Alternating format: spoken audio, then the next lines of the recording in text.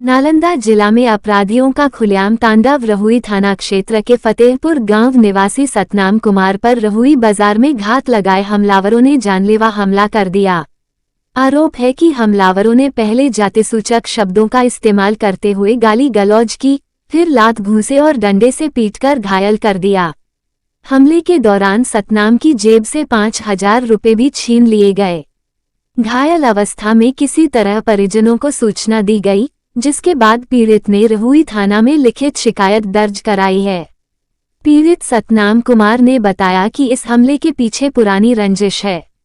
कुछ माह पहले उसकी छोटी बहन सरस्वती कुमारी जब रहुई हाई स्कूल में परीक्षा देने गई थी, तब रहुई बाजार निवासी अजय यादव का बेटा आस्तिका कुमार जबरन बातचीत के लिए मोबाइल नंबर देने का दबाव बना रहा था।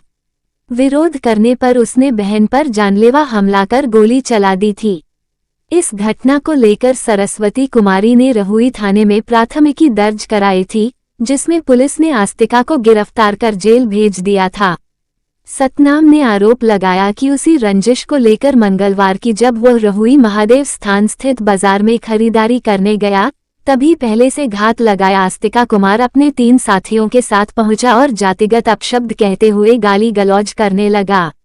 विरोध करने पर चारों ने मिलकर उसे बेरहमी से पीटा और जेब में रखे 5,000 रुपये लूट लिए। घटना के बाद सतनाम कुमार किसी तरह जान बचाकर परिजनों को सूचना दी और रहुई थाना पहुंचकर लिखित आवेदन देकर न्याय की गुहार लगाई। पुलिस ने आवेदन लेकर मामले की जांच। हमारी बच्ची हाई स्कूल में परीक्षा देने गया था इंटर के, तो आस्तिक उर्फ रौकी यादव ने एक तरफा प्यार करके मोबाइल नंबर दे रहा था। मोबाइल नंबर लेने से इनकार किया तो मेरे बेटी के साथ गोली चलाया, जिसमें रहुई थाना में एफआईआर किए। संजय जायसवाल डीएसपी सुपरविजन किए, उसमें जेल गया वो और पुल के खुला छूट दे दिया, बेल पर आ गया है। हमारा बेटा आज रहुई बाजार गया था 13/5/2025 को 3 बजे महादेव स्थान में तीनों भाई मिलके कहा मादर चोद दुसाद तुम्हारा बहन केस कर दिया है, जानलेवा हमला किया जिससे जख्मी हो गया। 5,000 रुपया इसके पास था वो छीन लिया। वही रहुई हॉस्पिटल में इलाज कराए और लिखित आवेदन दे रहे हैं रहुई थाने पर। क्या मांग करते हैं उसको गिरफ्तारी किया जाए, अन्य तो कहा है जान मार देंगे।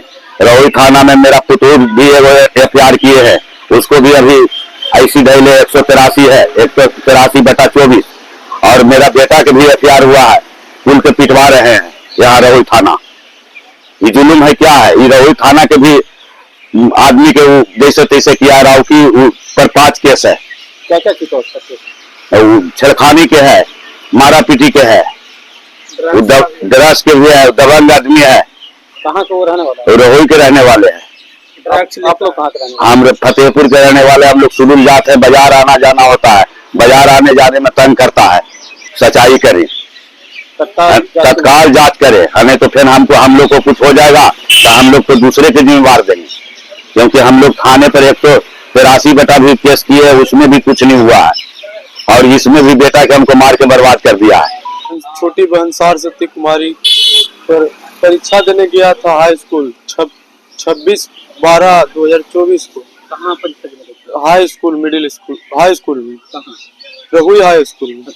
तो वहीं पर नंबर दे रहा था मेरा बहन के, और तो बहन ने लिया तो गोली बहन पर जानलेवा हमला किया था। तो जिसको एफआईआर एप्लीकेशन रहुई थाना में दी। ये बदतमीजी कर रहा था आपके बहन को? रौकी यादव नाम? जी। अच्छा, तो क्या किया था उसने? गोली चलाया था तो एफआईआर दर्ज हुआ और तो जेल भी गया। फिर निकल के आया था, आज बाजार गया था महादेव स्थान के तर सब्जी किन रहे थे। उतनी देरी में आया, गेटे पर खड़ी था 4 आदमी मिलते। वो रौकी यादव और भाई 3 गो था। डायरेक्ट बोलने लगा, गाली गलौज करे, बहन चोद बहन के तो केस करबे नहीं है बहन चोद। जाति सूचक गाली गलौज। जी हाँ, जाति सूचक। मारपीट पूरा। फिर दाहिना पॉकेट में पैसा था 4,000-5,000 रुपये ले लेते, कुल पैसा भी ले लिया। तो फिर हम सब्जी किने आए थे बाजार में, सामान खरीदारी। जी हाँ। कहाँ ये घटना हुई? महादेव स्थान के गेटे पे। तो कहाँ है? रहुई थाना। काहे के लिए एप्लीकेशन आवेदन देने? आवेदन इलाज भी कराए, बहुत मार मारा है, टौना भी फुटल, क्या चीज से मारते थे? हाथे से मारा है, पूरा गाड़ी भी ठेल दिया था, गाड़ी से थे। नहीं भैया, हाँ वो गाड़ी वाला तो नमहा दिया, उल्टी होने लगा था। और गाड़ी वाला चल गलो। हाँ नमहा दिया, बोला नहीं हम लेकर जाएंगे, पकड़ लेगा। अच्छा सुन, तोरा कैसे खेल को से बताइए, मेरा किस तरह खेल को दोनों गोटा पकड़ के नहीं किया, अंदर डाल दल को। टेबलेट हुआ। हाँ ओ मोबाइल में रिकॉर्डिंग होगा, मामू रिकॉर्डिंग कर ले। हम रिकॉर्डिंग कर लिए तो टेंशन ना ले। टेबलेट के साथ और कोई दिला लोगे, खाली टेबलेट दल को ले? खाली टैबलेट दल को ले। अच्छा अच्छा, और कोई ना मिले ब्रो तोरा? अब हम कहने जी, अब कहे ना, हमें देखे नहीं दे रहा हो। अरे बाबा, वहाँ और कोई ना, कोई दुकान जो, कोई दुकान को घर जो, कोई घर वाला के पास जो, घर के पास जी तो कोई ना चाहता तो आज जोन जोन तो हम बताओ, जोन तो हमारा बात करिए ना टी।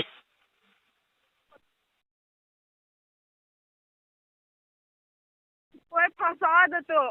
कोई ना फंसते जाए तो।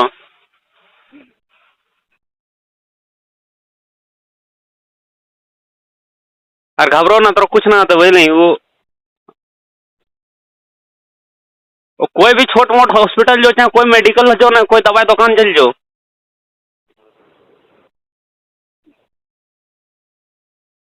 हेलो, नालंदा जिले के इस्लामपुर थाना क्षेत्र के पहाड़ी पर गांव में दहेज की मांग पूरी नहीं होने पर एक विवाहिता की संदिग्ध परिस्थितियों में मौत हो गई। मृतका के मायके वालों ने ससुराल पक्ष पर जहर देकर हत्या करने का गंभीर आरोप लगाया है। घटना के बाद से पति समेत ससुराल के सभी सदस्य घर छोड़कर फरार हैं। मृतका की पहचान गिरिडीह जिले के जमुआ थाना क्षेत्र के शाहपुर गांव निवासी टेकलाल महतो की 23 वर्षीय पुत्री कलावती उर्फ सावित्री देवी के रूप में हुई है।